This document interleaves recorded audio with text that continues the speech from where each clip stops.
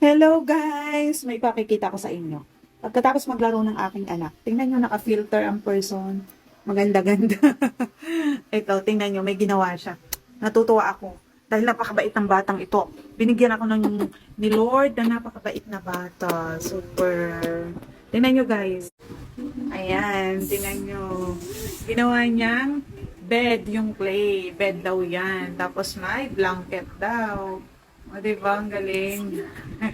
Nakakatawa ang ano ko. Yan naman. Ayan. Ano to na?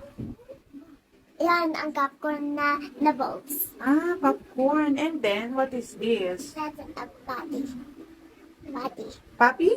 Patty. Ah, pati. Oh, galing ah. Ayan, ganyan siya guys. Maghapon. Hindi naman maghapon totally. Nag-ano kami.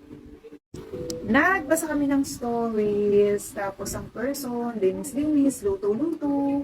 Ganyan po kami maghapon. Nakakatuwa ang aking anak. Pero ito guys, ayan, yung maliliit na yan, galing yan sa kanyang Auntie Tasha nung maliit. Maliit pa yung pinsan niya. So ito, nakuha ko nga dati. Ayan, tinago ko. Tapos, ngayong malaki na siya, nalalaro na niya. Pero, dahil maliliit yan, kailangan bantayan ang ating mga anak pag ganyan yung nilalaro. At bantay ko talaga siya guys. Kasi kahit na hindi siya nagsusubo, kailangan pa rin nating makasigurado. Diba anak? Para safe ang ating mga bebe.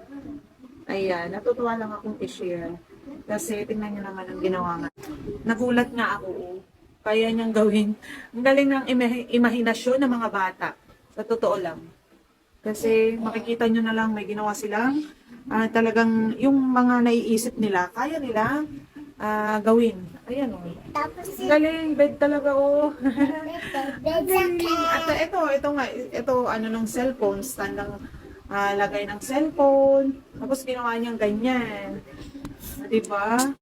Pag may mga ganyang achievement ang ating mga anak, para sa akin, achievement na yun, ipakita natin sa kanila na na-appreciate natin yung mga ginagawa nila. Kahit maliit na bagay lang yan. Yung simpleng pagtulong ng mga anak natin sa atin habang may ginagawa na tayo, hayaan natin silang tulungan tayo. Ito nga po, ang aking bebing ito pag ako'y nakita niya naglilinis, ganyan, sasabihin niya, Inay, I will help you, ganyan. Diba? So, simpleng bagay, yung kaya lang niyang magawa, di pinapagawa ko sa kanya para siya ay matuto.